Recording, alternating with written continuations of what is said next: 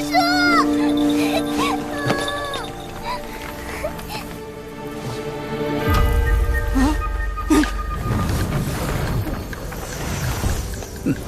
成何体统！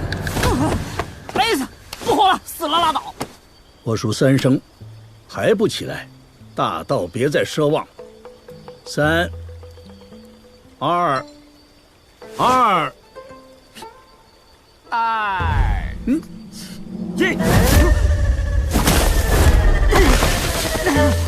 景无说，设计你的大道契机，再装模作样，一剑砍死算了。我呢，是齐敬春的先生，他呢，名叫崔禅，是我的首徒，齐敬春的大师兄。当时因为我忙着做学问，所以小齐是由崔禅帮我传授的。但说他间接害死了小齐，半点不过分。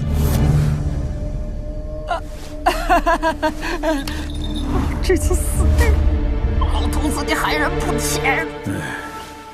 不过如今他神魂分割，虽不彻底，但是大致善恶分明。真正的崔禅，是你们大黎的国师，一个瞅着不比我年轻的老家伙。老头子，能不能聊正事？大道，大道。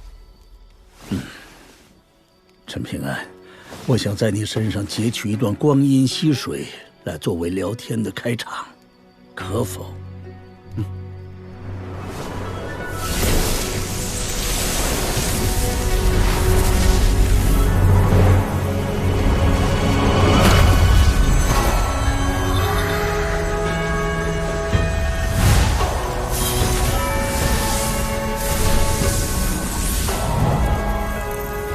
这一手涉及大道本源的无上神通，老头子竟能信手拈来，他的圣人修为不是全没了吗？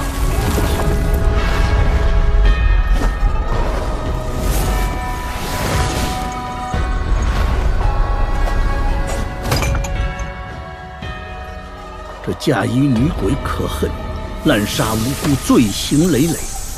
魏薄也非善类，勾结妖蛇，吞噬路人，但他们又都各有可悲过往，并非天生可恨。所以说，可恨之人必有可怜之处，是不是？可恨更多。哦，那你说可恨可怜各占多少？可用世间律法算一算。那如何确定世间律法是善法还是恶法？老先生这个问题很大，我也得认真想想。善，是非功过有人心，善恶斤两问阎王。为何有此说？因为每个人的道德成长阅历都不同，人心起伏不定，谁敢称自己的良心最为中正平和？于是法家就取了捷径，将道德礼仪拉到最低的一条线。当然，这些律法存在着恶法的可能性，但律法是死的，人心是活的，故而仍要往上去求解。世间的道理都非尽善尽美，随着时间的推移，无法一劳永逸，万事不易。至圣先师给出的法子最笼统也最纯正，所以温和且裨益，是百利而无一害的食谱，但前提是建立在所有人都吃儒家这份粮食，对不对？身患顽疾，食补如何救命？一定是药补。用药三分毒，需要慎之又慎。知道为什么当时你提出世公学说，我回答的那么快，否定的那么快吗？因为你觉得我的问题是废纸，只有他齐敬春的问题值得你想上10年。世公学说在你之前，我就已经思考了多年。你想让求利益者得利益，更想将生死情欲这些含糊概念打造成一座棋盘，让世间每一念头的枯荣生灭都能落在其中，有纲可查，有理依循。但无论我如何推演，只有一个结论：世公初衷极好，但若地基不稳，则千里之堤毁于蚁穴，害人更多。你那只是推演，学问不去实践，如何知对错？你怎知我没实践？昔日那场3、4之争的结局，天下皆知是我输了，但事由却是亚圣与我以中土神州的2大王朝作赌，他推广礼乐，我推广世功，看60年后胜负优劣。不可能！忘了，辩论需中正平和。你怎么可能会用我的学说做赌？甚至不惜自求功德林，我又怎么可能会输？我儒家第2圣人，李胜在我们这座天下写满了2个字：崔禅，做和解。秩序。对，礼仪规矩即是秩序，要的就是世间万物井然有序，规规矩矩，为苍生百姓搭起一座遮风避雨的茅庐，换来众生的安稳与自由。齐敬春的学问碰到了屋顶，阿良的修为撞到了墙壁，这些天之骄子凭什么不可以走出自己的道路，打开屋门，另造新炉？想追求绝对自由，可以呀，但你有什么把握，为了走出这间茅庐，不会一拳打烂了墙壁，撞破了屋顶，使得原本的茅庐变得风雨飘摇？规矩啊，面面俱到，劳心劳力，而且越往后，人心浮动，越吃力不讨好。所以我呢，如今在找2个字：顺序。我想将世间万事万物捋清顺序，比如那可恨可怜，世人若不懂先后之分，连可恨都没有捋清楚，就跑去关心可怜，怎么行？所以老先生是希望所有人都按照顺序这条大道前行。放心，不会过犹不及的，只是在大道源头之上付出功力，之后水流分叉，各自入海，皆是各自的自由。陈平安，你觉得如何？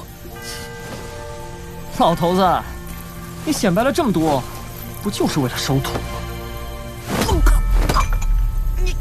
你愿不愿意按照齐敬春的安排，做我的弟子啊？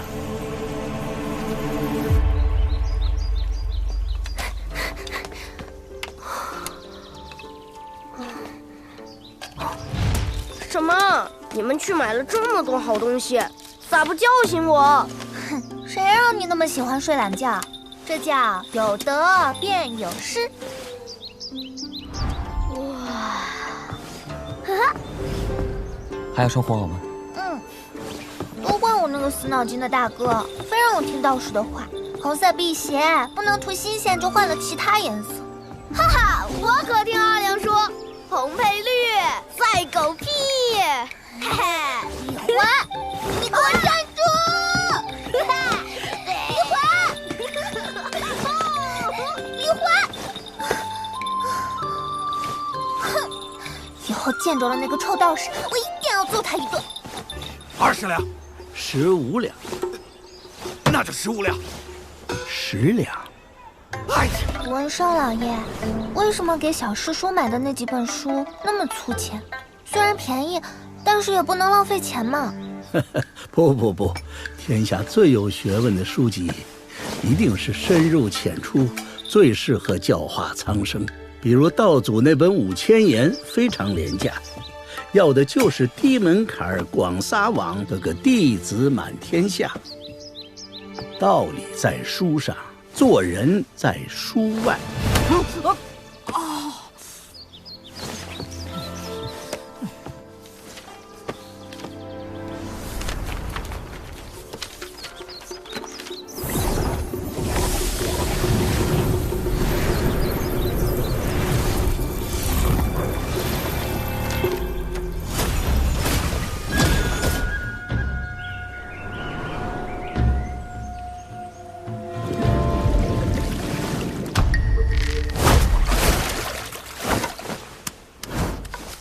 人家陈平安钓鱼是靠日积月累，笨鸟先飞。你鱼露，如果不是因为武道修为才钓起鱼的话，我跟你姓。其实你们的身份没有那么简单吧？我是前朝卢氏王朝的太子，之前化名于世禄，是为了让我记得自己的身世，方便自省。太子殿下真是云淡风轻啊！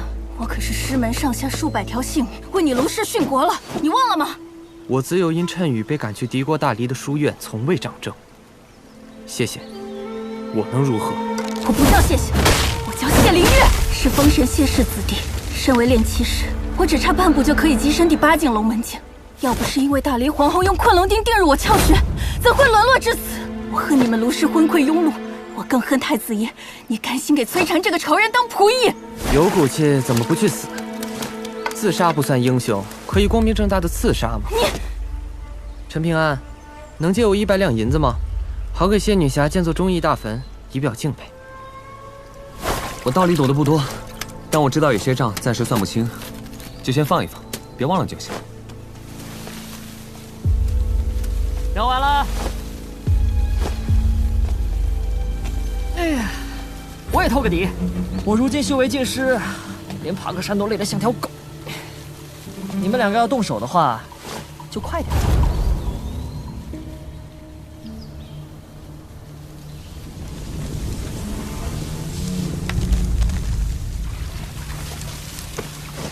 2个废物，瞧瞧人家陈平安，敢说杀我就杀我，你们呢，犹犹豫豫，忐忐忑忑。哎，你们有没有想过，为什么我们都不喜欢陈平安，而李保平他们却跟我们3只狐狸恰恰相反？人家有2根心弦，一善一恶，悬在心头。我崔禅的善线极高，几乎顶天。所以我眼中看不见几个好人，但恶线极低，所以对我而言，皆可交往密友。陈平安的善线很低，这就是他被当成烂好人的根源。但这不代表他好说话，他的恶线距离善线很近。一旦他认定了一件事，会极其果决，比如杀我。陈平安是面镜子，会让你清楚地看见自己的不好。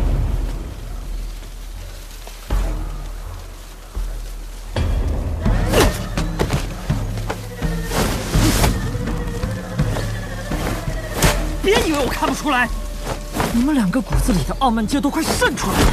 就凭你们，也配看不起陈平安啊？他可是我崔禅的先生。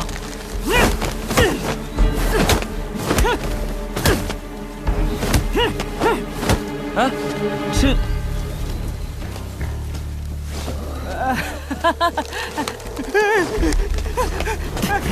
有话好好说，饭我就不吃了。哎，文生老爷，你还在生我的气？是说拒绝做我闭门弟子的事情吗？不生气，失望是有一些的。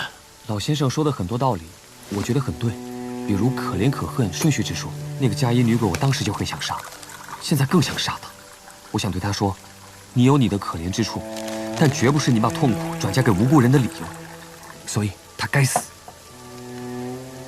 我仔细想过，我不是那种能把学问做到很远的人，读书识字对我来说，就是能自己写春联，能给爹娘写墓碑。所以老先生，我不会做你的弟子。我堂堂文圣想要收你做闭门弟子，多大的福气砸在你头上？难道不是赶紧收起来，落袋为安才对吗？有些违心的事情，一步都不要走出去。如果连自己都觉得做不到，仅仅因为不好意思，怕别人失望就答应了别人，那才会真的令别人失望。那如果以后你后悔了，会不会改变主意？当然，但如果那时你不愿意收我为徒，我也绝不强求。犟得很啊，像极了小琪当年。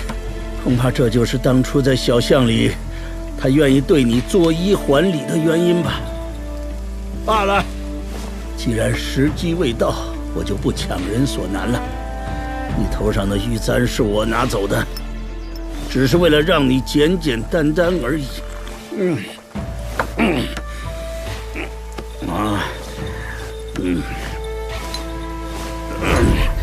这块无主剑劈叫小风都，送你。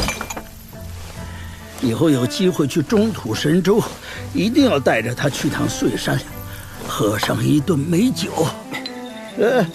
我说破了嘴皮子都不肯答应我做弟子，东西怎么收下来？再句句好意，就伤感情了。哼哼，因为这东西像银子啊，小叔叔能不喜欢？老先生坐而论道，少年郎起而行之，善，大善。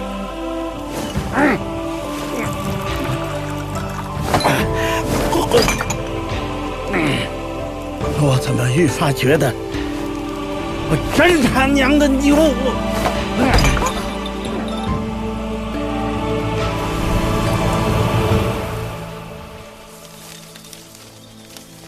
陈平安，人不风流枉少年，一定要喝酒，喝酒好啊！要在合适的岁月做合适的事情，别怕错，更别追求不错。什么都经历过了，以后大道独行的时候，才不会后悔。小宝平，一定要珍惜陈平安，不要因为他做的太对，就觉得他不近人情，反而与他愈行愈远，不然你会后悔的。那样的话，陈平安也会变成第二个小齐。小平安，我们讲道理，不是为了让自己委屈，而是哪天觉得整个天下都不讲道理的时候，你有底气去跟这个世界说，你们都是错的。小平安。我在这儿呢。我问你，你将来书越读越多。但如果有一天，天下的读书人开始指责小宝平，骂他不知羞耻，竟然喜欢自己的小诗书，你咋办？我喜欢小诗书还有错啊？这些人怎么读的书？如果真有那么一天，得先握过我的拳头，而且小师叔除了拳头还有剑。如果真有那么一天，一定要告诉小师叔，就算远在天边，我也会赶来护着你。少年的肩膀就该这样才对嘛！什么家国仇恨、浩然正气都不要起，先挑起清风明月、杨柳依依和草长莺飞。少年郎的肩头本就应当满是美好的事物。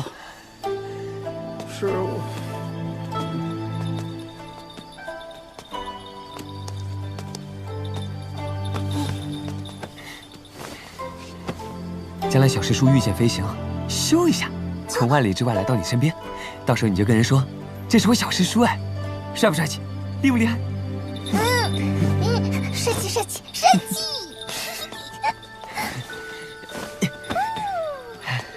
帅气！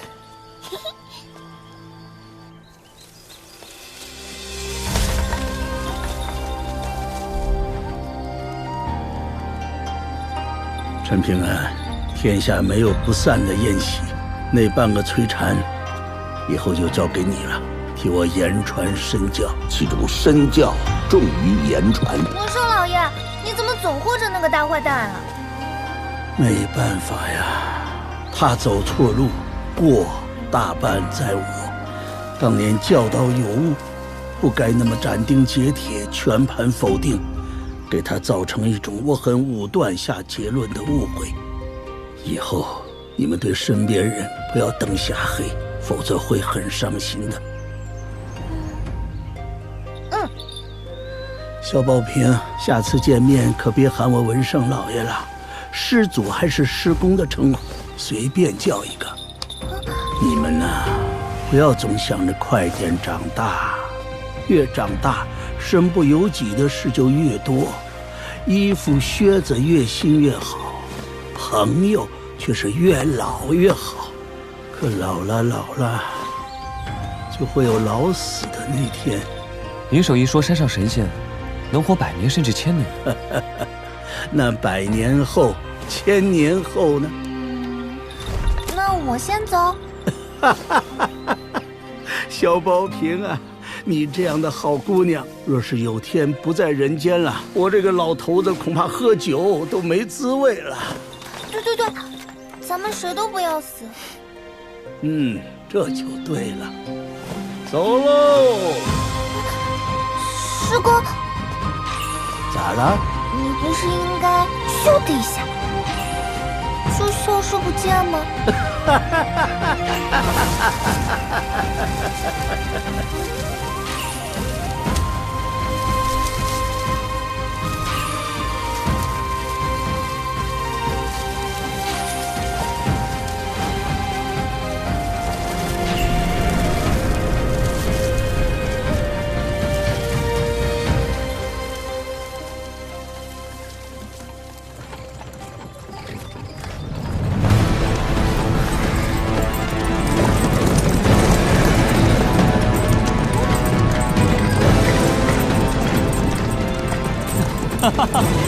咱们又见面了。我叫高轩，专程来接你们去往我大隋的山崖书院。你知不知道，因为那条金色鲤鱼还有龙王蝼，害我差点死在大黎边境上。幸亏我当时谎称高枕，让我兄弟帮我背了锅。别紧张，我很感谢你。这次我会尽可能补偿你。请。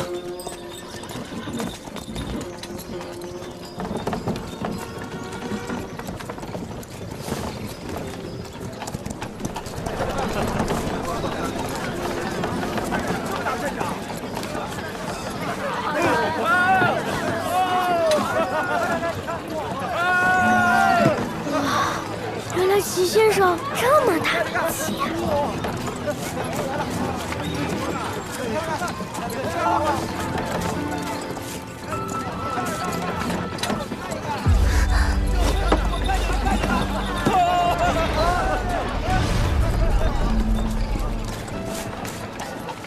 有齐敬春的嫡传弟子坐镇，算是给大隋雪中送炭了。从此大隋的山崖书院名正言顺喽。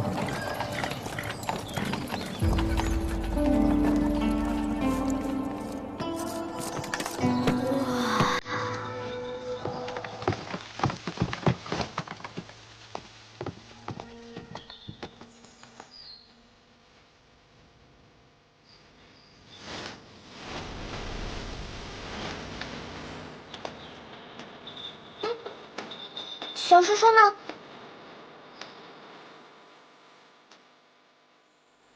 我说小师叔呢？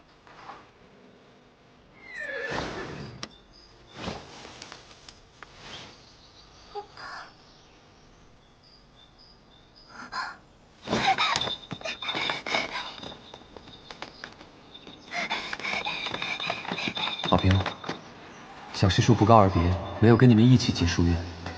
要跟你们说一声对不起，走了这么远的路却没能善始善终，是我这个小师叔没当好。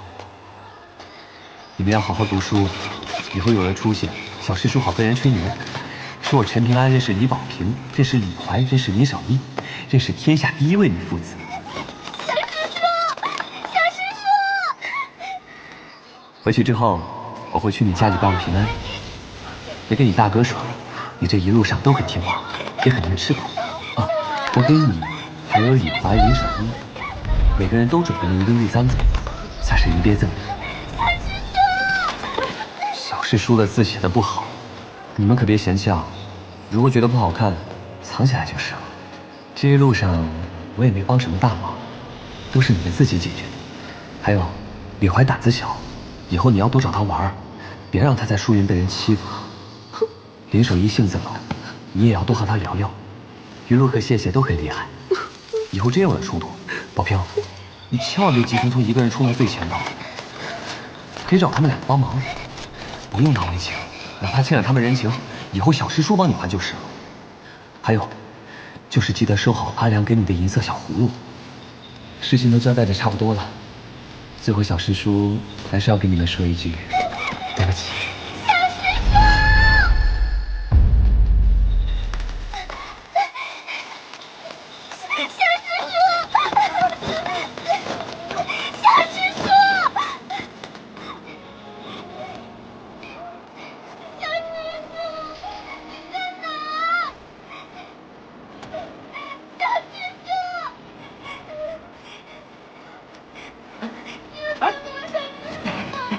先生，小师叔，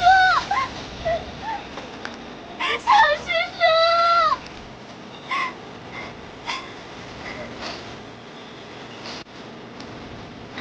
不能哭，小师叔看到要伤心的。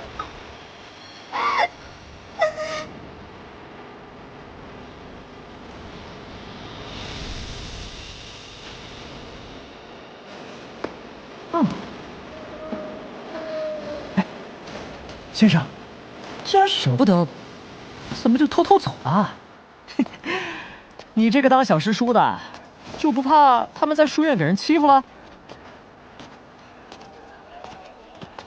哎呀，你走那么快干嘛呀？等等我吧，先生。先生，新衣服买都买了，怎么不换上呢？